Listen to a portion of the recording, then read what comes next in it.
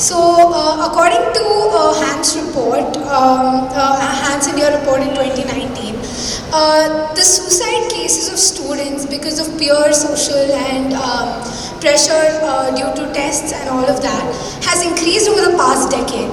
So, how would you put your thought on that? So if you look at the education industry, there's a lot of competition. Competitive examinations are being held across the nation just to eliminate competition and to redefine selectivity.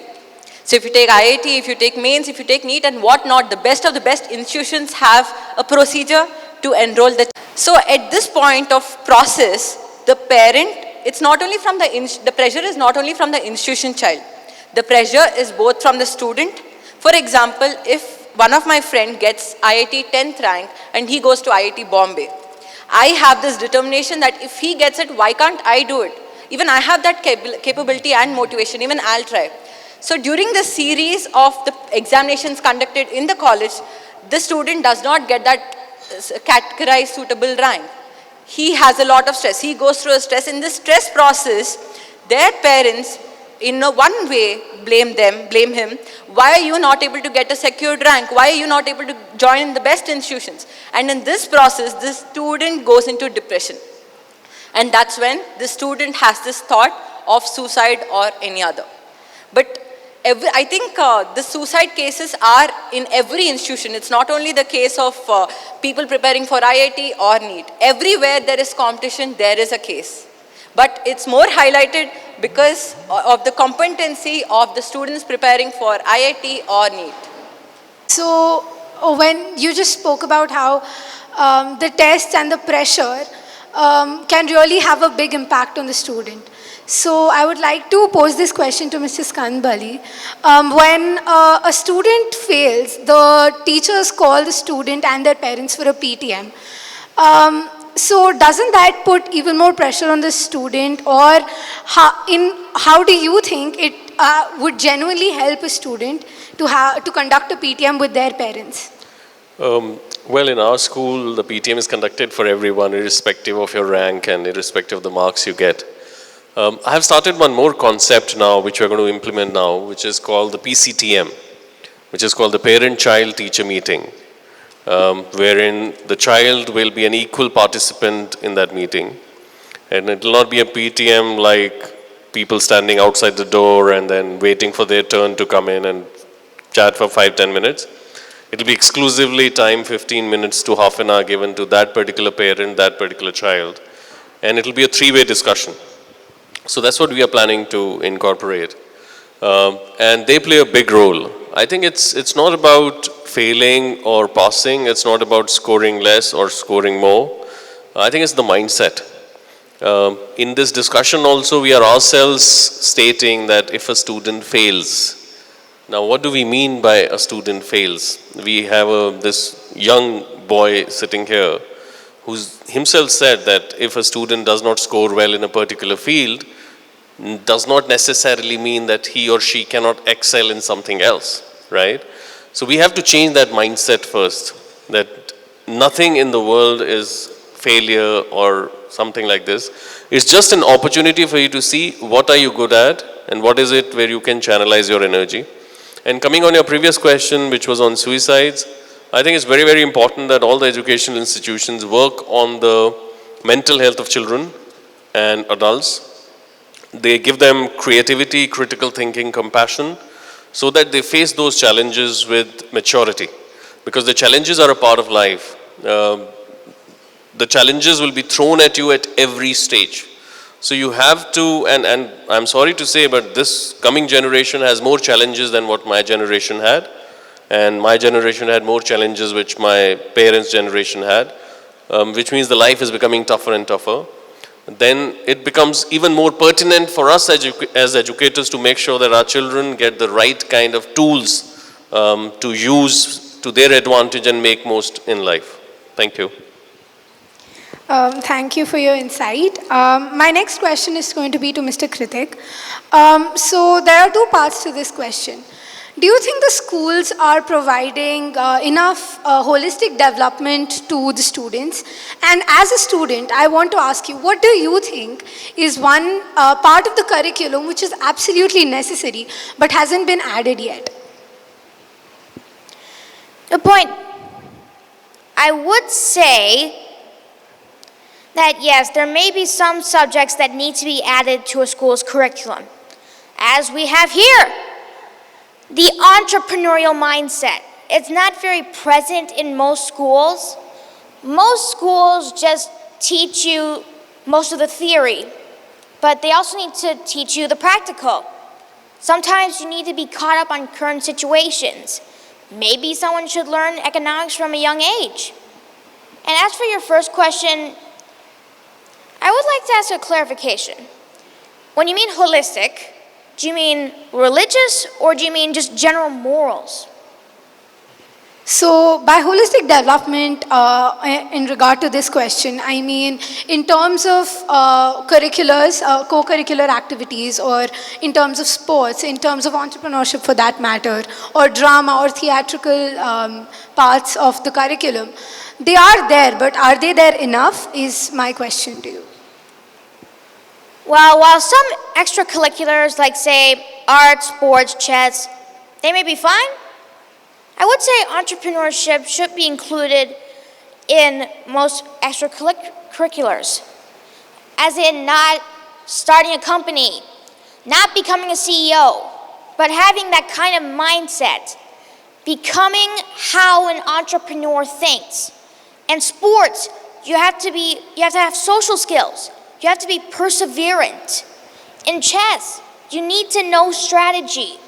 You need to know factual knowledge. And there are so many categories in extracurriculars. There are so many parts.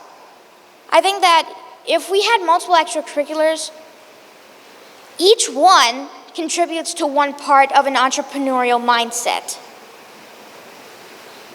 Okay, thank you for your insight, Mr. Krittik. On lines with that, my next question is to Mr. Chandrashekar.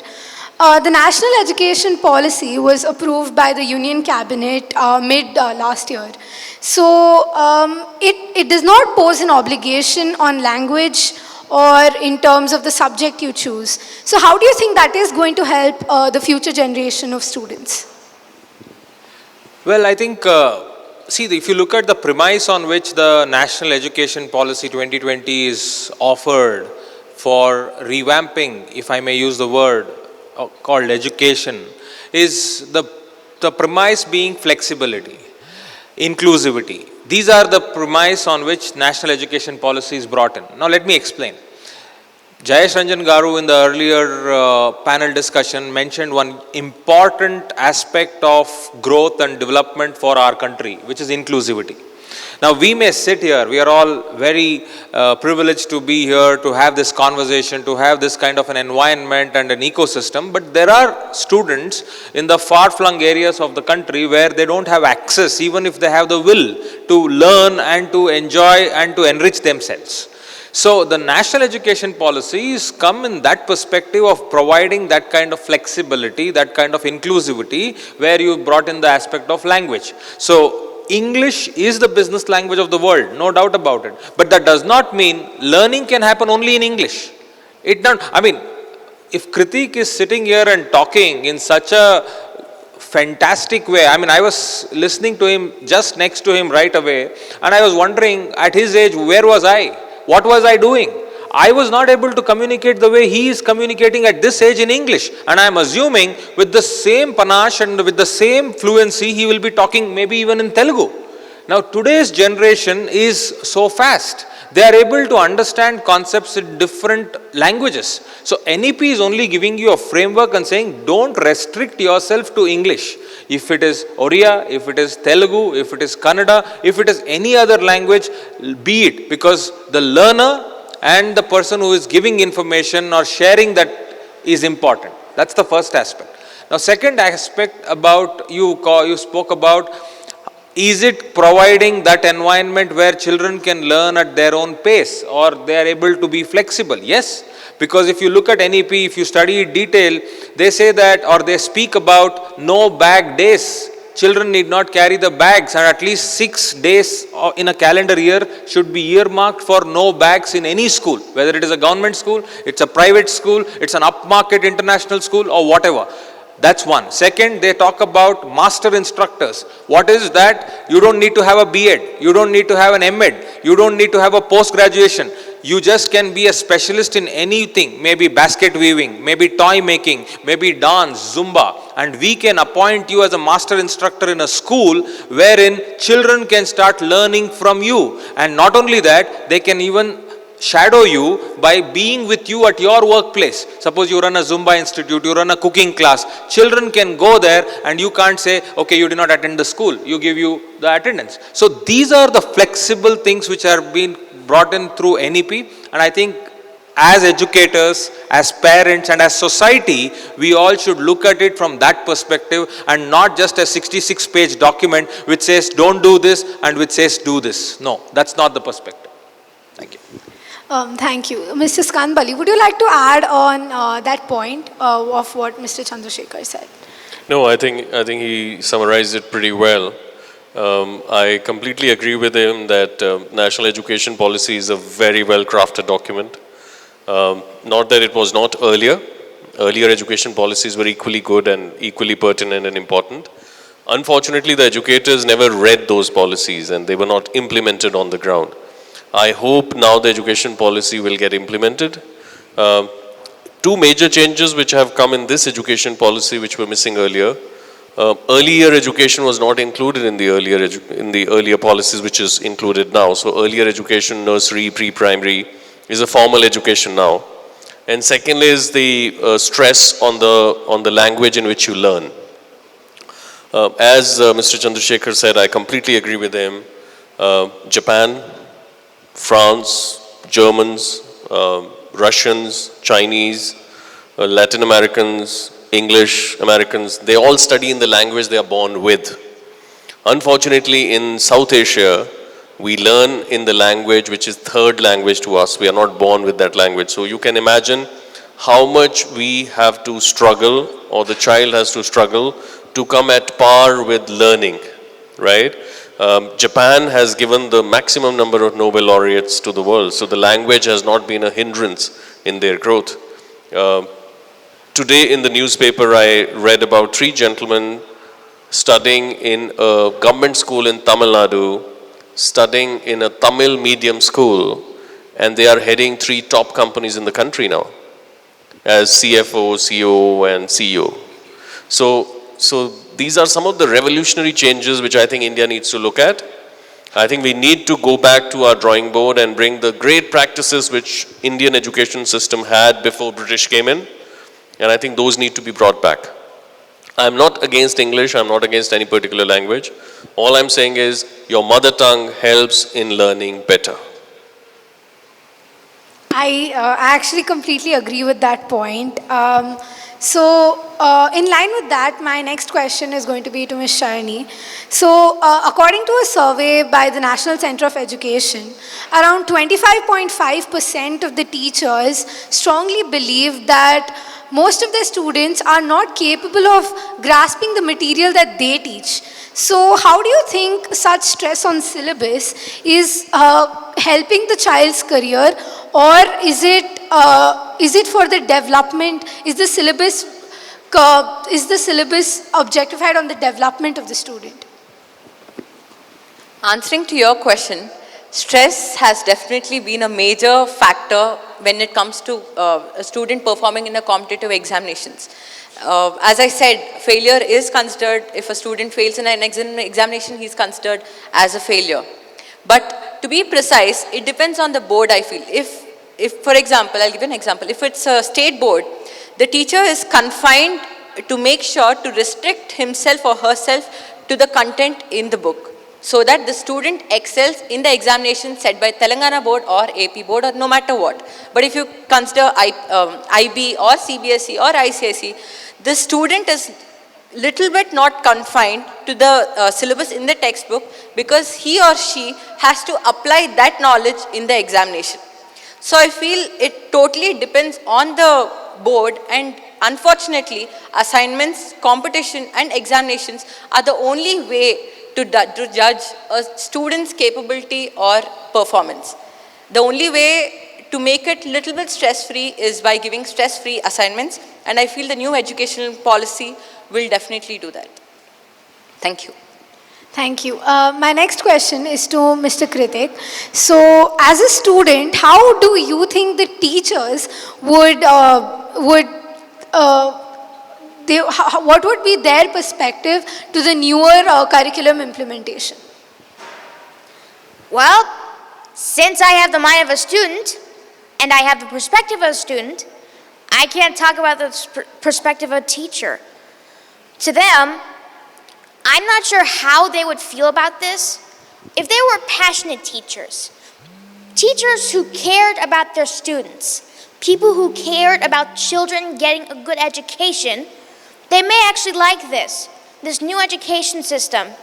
It's not just focusing on textbooks, it's making them learn something else. Like a very famous saying, better to have it and not need it than need it and not have it. When people have this new extra information and they're just not read from a textbook, they're probably better able to understand their subjects, how it works. Like, has anyone here watched the movie 3 Idiots? There's this character called Silencer. He just memorizes the books. He doesn't understand a thing. All he has is that it's stored in there. It's stored in his noggin, what all these definitions are. But he's not able to put these new definitions into his own words. Unlike the main character, Mr. Chandrashekar, he is actually able to understand. He's able to put this new information in his head. He's not just memorizing line for line. Oh, quantum mechanics is the study of teleportation. Instead, he's actually able to comprehend what it means. Quantum mechanics is able to tell us about teleportation. It's much clearer to him. And it's much easier to apply it. As for Silencer, he'll just be able to pass his exams. But for Mr. Chandrashekar, he will be able to actually get a job. His understanding will make him a good employee or a good engineer. So I would say that students have to give their own understanding. They have to have their own understanding of what information is. Otherwise, they'll just learn nothing. Thank you. So we've clearly established a lovely base on the topic that we're talking about today. So to end off this discussion, I just want to ask this very simple question. We are talking about how the education system or the students who is failing, but how would you define a successful education system or a successful student basis in just 1 or 2 words? Ms. Sharani? Actually, that's a very broad topic of successful education system, because there's so many factors if you have to put in mind academics or what the student wants, what the student is inclined to do. Does he want to pursue sports? Does he want to pursue IIT? Or does he want to pursue co-curricular activities? So that's a very broad perspective you gave, and there's no one-word answer. I'm sure if you ask everyone over here, everyone will give you multiple answers in their own perspective. But if you ask me, definitely the overall development for the child is essential, because I know so many people, so many students out there who are excelling in academics but are failing in real life. So overall development with a stress-free or stress-less education where the student can balance every subject right from the first day of school till the last day. The one situation which is constantly occurring for most of the students is the student is piling the work till the examination, and right before the examination he or she opens the book, and that way the student is depressed because of the marks or whatnot. So that's my answer. Thank you. Thank you. My last question is to Mr. Skand Bali. Failure can be encountered at any time of your life. So, what is one advice you would like to give to the youth and to the teachers on how to deal with failure and how to come back at it? Um, I'm no one to give any advice though, but all I'll say is, as I said in my opening remark, that you have to look for opportunities in every situation, irrespective of a failure or a no failure. Which means that educational institutions have to give the right kind of tools to the youth so that everything which they find, they look for opportunities within that situation. For example, COVID. Everyone is talking about the COVID has done so bad, COVID has, time has been extremely horrible, etc., etc. It was in many ways, but it has brought in so many opportunities as well. Tell me, when did the families got together so much?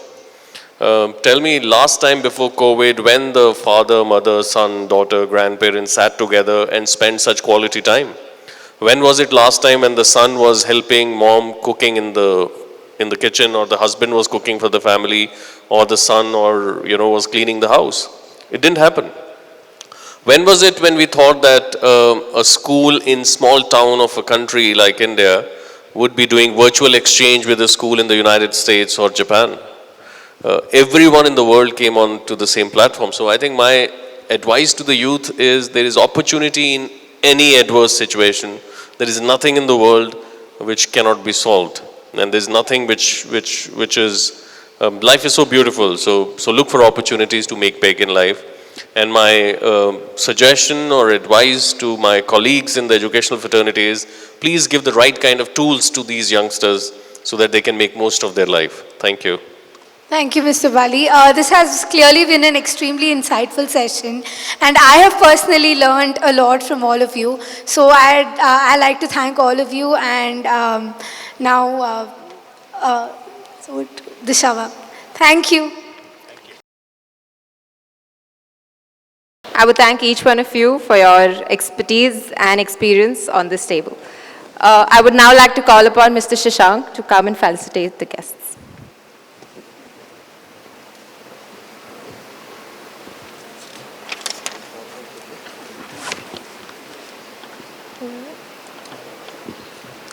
Ms. Sharani.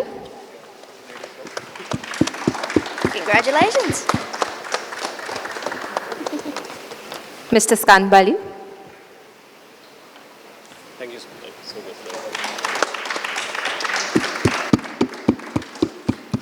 Mr. Chandrashekar.